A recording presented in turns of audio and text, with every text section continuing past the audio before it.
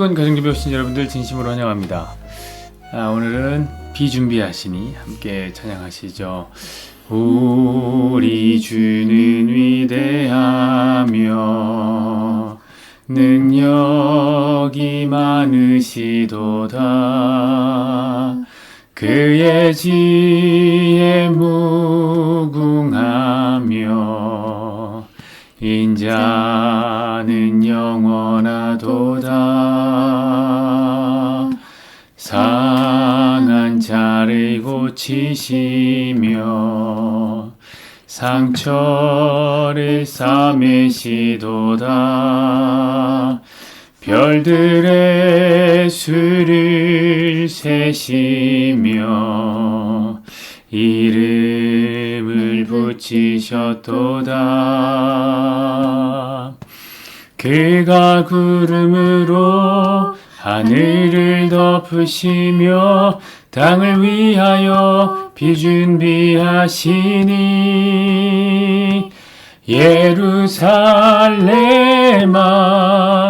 여호와를 찬송할지어다. 내 하나님을 감사함으로 그 앞에 나가며 주 임재 앞에 경배.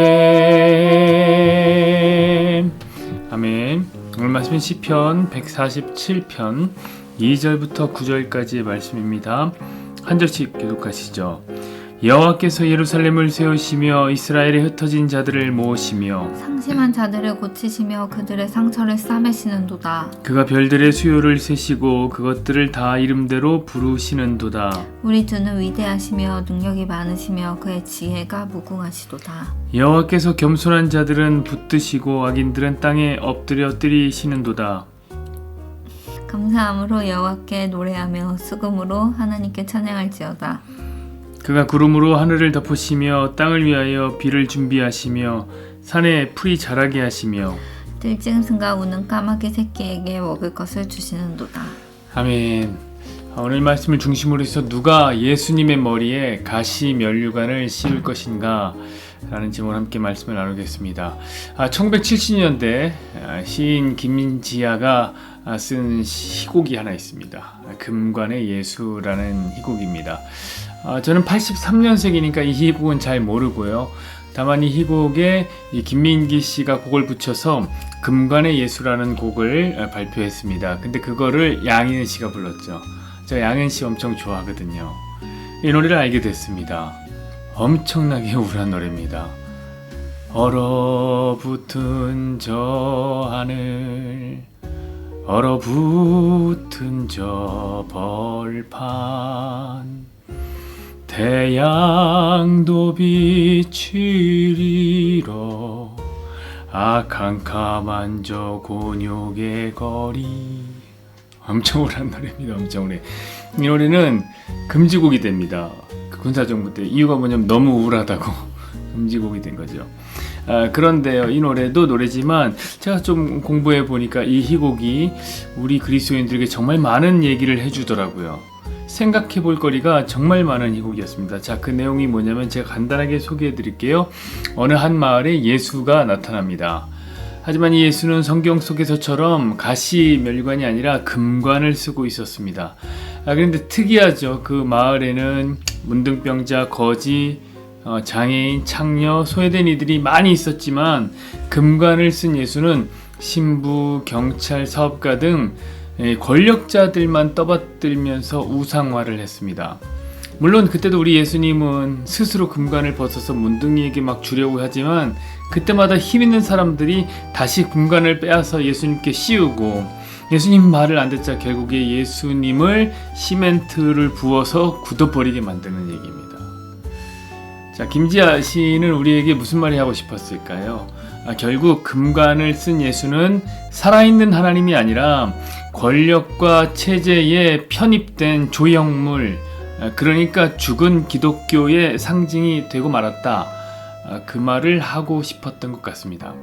어떻습니까, 여러분? 이 내용은 그때로부터 지금 이제 벌써 50년이 훌쩍 지났는데요. 오늘날에도 유효한 얘기라고 생각이 됩니다. 오늘 예수님은 정말 금관을 쓰고 있죠. 자, 수천억짜리 건축비로 세워진 거대한 교회당, 그리고 그 속에 자리를 잡고 있는 딱 한 주에 한 번씩만 연주되는 수십억짜리 파이프 오르간, 수십억짜리 오디오 시스템과 그 시스템에 따라 당연히 구비되어야 되는 또 수십억짜리 LED 전광판. 자, 이런 것이 오늘날 우리 예수님이 쓰고 있는 금관입니다. 여러분, 그런데 놀랍게도 사람들은 그런 교회에 다니는 것을 매우 자랑스럽게 생각합니다. 자, 어떤 대형교회 다니는 권사님께서 저에게 자랑스럽게 말씀하시더라고요. 목사님, 저는 우리 교회에 딱 들어갈 때에 저도 이 교회만큼 큰 사람이 된 것 같아서 기분이 좋더라고요. 맞습니다. 여러분, 교회가 크고 성도 수가 많으면 당연히 그런 교회는 사회적으로 영향이 있는 사람들도 많을 겁니다. 자, 그러니까 그들과 어깨를 나란히 하여 말씀도 듣고 소그룹 나눔도 하다 보니 자기도 그들 중 하나가 된 것 같은 기분이 참 좋다 이겁니다. 자, 그러면 이게 선순환을 타는 거예요. 그런 교회로 사람들은 더 많이 오기 시작하고요. 그렇죠. 그럼 자연스럽게 헌금도 더 많이 쌓아지고요. 그럴수록 교회는 더욱더 금치를 하게 되는 겁니다. 왜요? 그게 선순환이니까. 자, 그럼 사랑하는 여러분, 여러분에게 제가 질문 하나를 해보겠습니다. 과연 오늘날 누가 우리 예수님의 머리에 금관을 씌우고 있습니까? 두말할 필요가 없죠. 성도들입니다. 물론 이해는 갑니다. 금관을 씌우면 우리 예수님도 멋져지고 덩달아 나도 멋져지고 교회도 함께 멋져질 거라고 생각을 하는 거 이해됩니다. 주님을 생각하는 그 마음은 참 대견하고 좋습니다. 그러나 그것은 우리 하나님을 너무나 오해하고 있는 몰이해의 산물이다 하겠습니다. 여러분, 오히려 그렇게 금관을 씌우는 일은 우리 하나님을 빛나지 않게 만드는 일이에요. 이는 다른 종교인들이 자기 신들을 만드는 방식과 똑같은 방식이에요. 하나님을 범신 중에 하나로 만드는 거죠. 자, 목사는 오늘 시편 말씀에서 하나님의 영광스러움을 보게 되었습니다. 사랑하는 여러분, 하나님의 영광스러움이 어떤 대목에서 빛나는 것 같습니까? 우리 3절 4절 볼까요? 상심한 자들을 고치시며 그들의 상처를 싸매시는도다. 그가 별들의 수요를 세시고 그것들을 다 이름대로 부르시는도다. 아멘. 여러분, 하나님의 영광이 뭡니까? 하늘의 별을 세시고 그 이름을 붙이신 이가 상한 자를 고치시고 상심한 자를 싸매신다는 것, 이겁니다. 여러분, 하늘의 별을 센다는 건 뭡니까? 전지전능하신 하나님 속성입니다. 그것을 조금 유식하게 초월성이라고 합니다. 맞습니다. 하나님 초월하시는 분입니다. 하나님 인간과 다릅니다. 완전히 다른 존재죠. 그런데 그 초월하시는 하나님이 우리 중에 상한 자를 고치신다. 이걸 어떤 말로 설명할 수 있겠습니까? 하나님의 내재하심이죠. 하나님이 인간 중에 거하신다는 거예요. 그러나 내재하심 정도는 이게 설명이 안 되잖아요. 이거는 하나님의 낮아지심이고 하나님의 추락이다.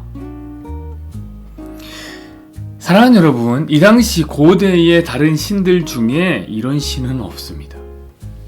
여러분, 신들은 항상 영광스러운 자리를 차지하고 앉아서 힘 있는 자들을 대변해주는 존재였습니다. 그래서 최고의 힘을 가진 왕들은 하나같이 자기가 신의 아들이라고 참칭했고 자기를, 신은 그런 왕이 지어준 금칠한 신전에서만 머물렀습니다. 힘과 힘이 서로 상호 보완하는 거죠. 여러분, 고대 신 중에 가난하고 약한 사람들 중에 거하는 그런 신, 그런 본 적이 있습니까? 그런 신은 없습니다.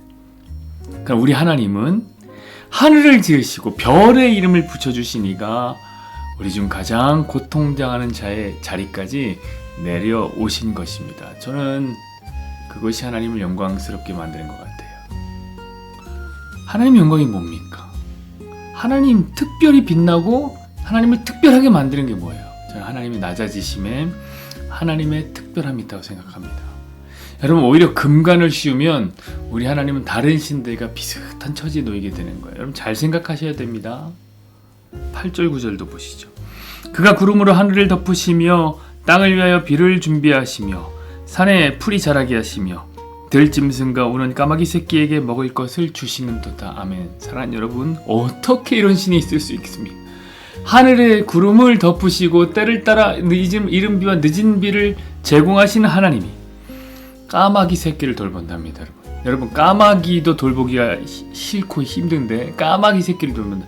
여러분 레위기 11장에 보면 까마귀는 부정한 동물 중에 하나입니다. 그런데 가장 거룩하신 이가 지면에 비를 내리신 그 전능하신 능력으로 부정한 까마귀 새끼를 먹이시는 겁니다. 너무나 영광스러운 거 아닙니까? 저는 하나님의 낮아지심이 하나님을 하나님 되게 하는 가장 위대한 속성이라고 생각합니다. 그렇게 하나님께서 낮아지셨기 때문에 하나님이신 예수님이 더럽고 추악한 우리 가운데 오실 수 있었고, 그래서 저와 여러분이 살았습니다. 여러분이 분명히 합시다. 저와 여러분은 예수님이 금관을 쓰셨기 때문에 산 게 아니라 가시관을 쓰셨기 때문에 산 겁니다. 그런데 왜 우리는 예수님께 금관을 씌우고 있는 겁니까? 그것도 억지로. 예수님 안 쓰겠다고 하시는데 억지로 다시 씌우고, 예수님 말 안 되면 거기다 시멘트를 부어서 돌덩이가 되게 하고 싶은 건 왜 그러는 겁니까? 정말 이상하죠. 개구리 올챙이 떼를 모르는 거예요. 자기가 어떻게 어디서 구원을 받았는지 모르는 거예요. 까마귀의 자리에서 구원을 받은 자들이 금칠한 성전을 세우고 거기 예수님 계시다고 금칠한 성전에서만 놀고 있는 거죠. 그러므로 목사는 오늘날 모든 성도들에게 도전합니다. 누가 우리 예수님의 머리에 가시 면류관을 씌우겠습니까? 누가 우리 예수님을 다시 영광스럽게 만들겠습니까? 도대체 누가 우리 예수님을 더욱 빛나게 만들겠습니까? 저는 저와 여러분이 이 시대 그 일에 쓰임받았으면 좋겠습니다. 그것이 오늘날 멋진 돌멩이, 즉 조형물이 되어가고 있는 작금의 기독교에 생명을 불어넣는 영적 심폐소생이 될 것입니다. 아무데가 시간입니다.